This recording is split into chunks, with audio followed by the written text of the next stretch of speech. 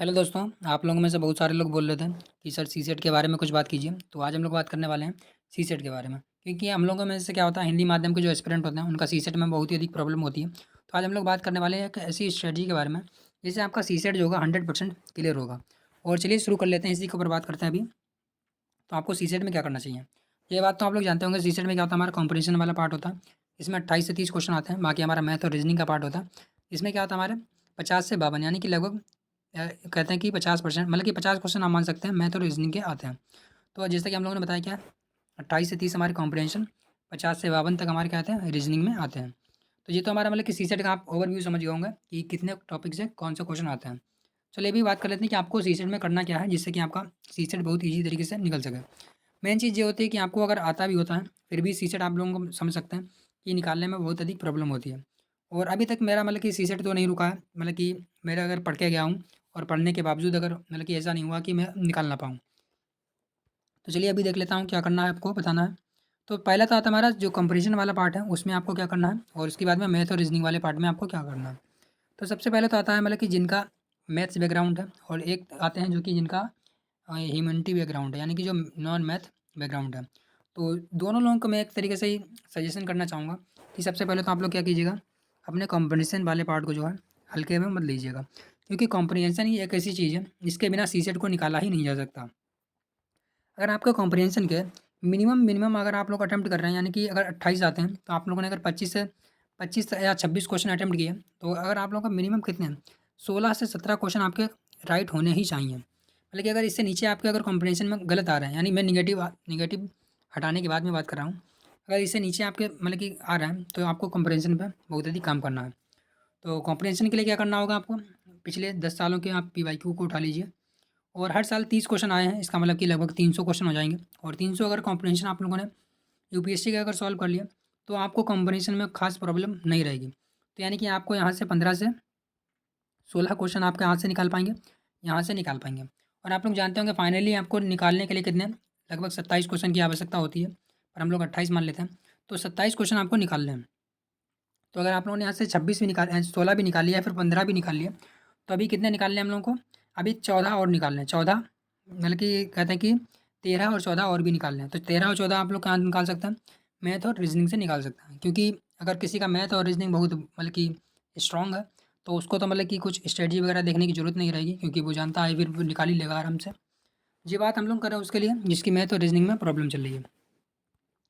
तो हम लोगों ने बात कर ली अभी कॉम्प्रिहेंशन में क्या आपको करना है, मिनिमम कितने, 16 से 17 आपको क्वेश्चन कहाँ से निकालने हैं, कॉम्प्रिहेंशन वाले पार्ट से निकालने ही हैं। अगर आप लोगों को इससे भी कम आ रहा है तो फिर मतलब कि आप लोगों को कॉम्प्रिहेंशन में बहुत अधिक काम करना है। उसके बाद में बात आती है हमारी मैथ और रीजनिंग की। तो मैथ और रीजनिंग में आपको क्या करना है, अगर किसी का मैथ बहुत ही वीक है तो वो क्या कर सकता है, मैं आपको 5 टॉपिक ऐसे सजेस्ट करूँगा, यानी कि 5 टॉपिक को सजेस्ट करने चाहता हूँ। अगर आप लोगों ने उसको कवर कर लिया तो आपको मिनिमम 15 क्वेश्चन तो वहाँ से आने ही आने हैं।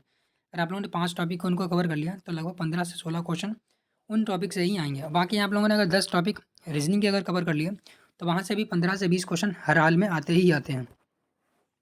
तो 20 और 15 यानी कि हमारे 35 क्वेश्चन होगा जो आपको आते होंगे, मतलब कि एक तरीके से आपके पढ़े हुए होंगे। तो चलिए बात कर लेते हैं मैथ के कौन-कौन से टॉपिक आपको कवर कर लेने चाहिए, और साथ ही साथ रीज़निंग के भी बारे में भी बात करेंगे। तो जैसे कि मैथ के बारे में आपको बात बता देते हैं कि अगर आप लोगों ने मैथ में इन 5 टॉपिक को कवर कर लिया, यानी कि ये उनके लिए है जिनकी मैथ बहुत वीक है। तो वो क्या कर सकते हैं, इन 5 टॉपिक को केवल पढ़ लेंगे तो उनका काम हो जाएगा। पढ़ना जिनका मैथ अच्छा है तो वो क्या करेंगे, सारे के सारे टॉपिक को पढ़ के ही जाएँगे।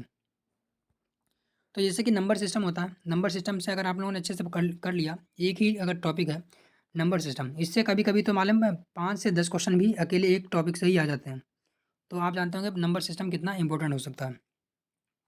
दूसरा आता है हमारा एलसीएम और एचसीएफ, यहाँ से भी आपको हर साल 1 या 2 क्वेश्चन मिल ही जाते हैं।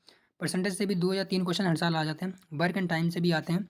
और एवरेज, अगर आप लोगों ने इन 5 टॉपिक को कवर कर लिया, तो ये मान के चलिए आपको क्या है, लगभग 10 से 15 क्वेश्चन आपको मैथ से कवर हो जाएंगे। उसके बाद में चलिए बात करते हैं रीजनिंग वाले पार्ट की। अगर रीजनिंग वाले पार्ट से आप लोगों ने इतने टॉपिक को कवर कर लिया, ये 10 टॉपिक को, तो यहाँ से भी आपको लगभग 20 क्वेश्चन मिल जाएंगे। पहला क्या, हमारा क्यूब एंड डाइस। क्यूब अलग होता है और डाइस अलग होता है, ये ध्यान रखिएगा। एक होता है पासा, एक होता है घन। तो यहाँ से भी आपको एक या दो क्वेश्चन कभी न कभी दिख जाते हैं। दूसरा आता है हमारा कोडिंग और डिकोडिंग, काफ़ी मतलब कि यूपीएससी का एक फेवरेट एरिया है। उसके बाद पजल से भी लगभग 3 से 4 क्वेश्चन आ चुके हैं कभी कभी, और कभी कभी एक भी नहीं आते हैं। तो आप लोग पजल को भी थोड़ा सा तैयार कर लीजिएगा। ब्लड रिलेशन से तो आपको हर साल 1 या 2 क्वेश्चन मिल जाते हैं और वेन डायग्राम से भी 100% मिलता ही है। तो वेन डायग्राम और ब्लड रिलेशन यहाँ से आप लोग अच्छे से कवर कर लीजिएगा।